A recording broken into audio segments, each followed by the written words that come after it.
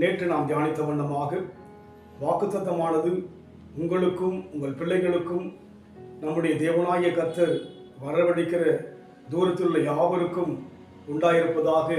இந்த உலகத்தில் இருக்கிற யாவருக்கும் தேவனுடைய வாக்குத்தத்தம் சொந்தமாகும்படியான ஒரு ஐக்கியமாய் நம் தேவன் இருக்கிறார். ஆனால் உலகத்தின் மக்கள் ஆண்டவரை அறியாதபடியினாலே அறிந்த நமக்கு இன்னும் ஆழமான ஒரு காரியத்தை சொல்ல விரும்புகிறார். 1 யோவான் 2ஆம் அதிகாரம் 25ஆம் வசனம், நித்திய ஜீவனை அளிப்பேன் என்பதே அவர் நமக்கு கொடுத்த நமக்கு செய்த வாக்குத்தத்தம் என்று சொல்லி பார்க்கிறோம். நித்திய ஜீவன். இந்த உலகத்தில் எவ்வளவு மேன்மை நாம் இருந்தாலும் கூட நம்மோடு கூட எந்த மேன்மையும் வருவது கிடையாது.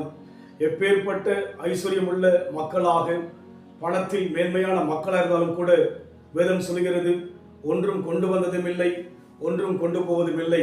இந்த உலகத்தில் எவ்வளவு காலம் வாழ்ந்தாலும் கூட இந்த உலகத்தினுடைய வாழ்க்கை என்பது நிரந்தரமான வாழ்க்கை அல்ல, நித்தியமான வாழ்க்கை அல்ல, கொஞ்ச கால வாழ்க்கைத்தான். நிழலை போல கடந்து போகிற வாழ்க்கை. ஒரு பூவானது பூத்து அது வாடி போகின்ற ஒரு வாழ்க்கைத்தான் மனித வாழ்க்கை. அழகாக இருக்கலாம், அந்தஸ்தாக இருக்கலாம், பதவியில் மேன்மையாக இருக்கலாம், உலகத்தை ஆளலாம், தேசத்துக்கு தலைவனாக இருக்கலாம்.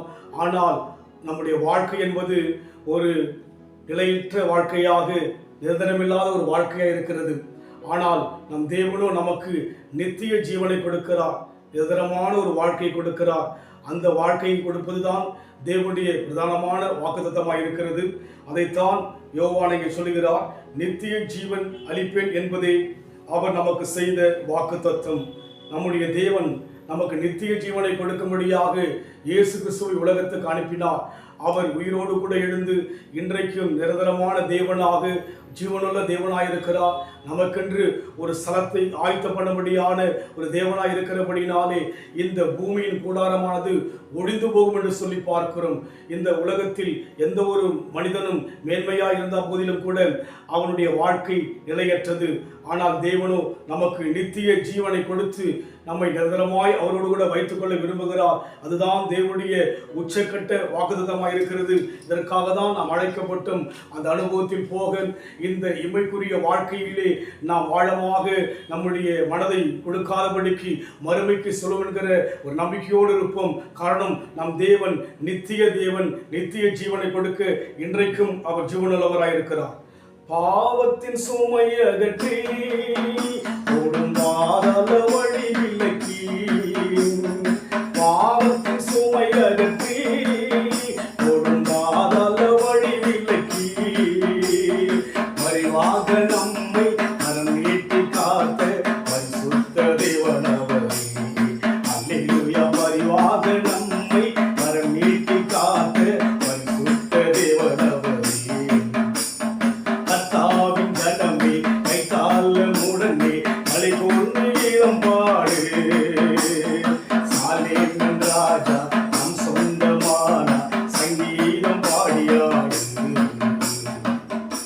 ஆம், நம் தேவனுடைய உச்சகட்டத்தின் வாக்குத்தத்தம் நித்திய ஜீவன்.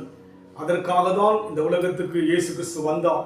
இழந்து போனதை தேடவும் ரட்சிக்கவே மனுஷகுமாரன் உலகத்துக்கு வந்தது மாத்திரமல்ல, நித்தியமாக அவர் சாயலாய் உண்டாக்கப்பட்ட மனிதனை, உலகத்தில் இருக்கிற மக்களை அவர் நிரந்தரமாக மீட்டுக்கொள்ள இந்த உலகத்துக்கு வந்தபடினாலே, அன்பின் ஆண்டவரே, நீர் அழைத்த அழைப்பும் உடைய வாக்குத்தத்தத்தின் உச்சமானது நித்திய ஜீவன் ஐயா.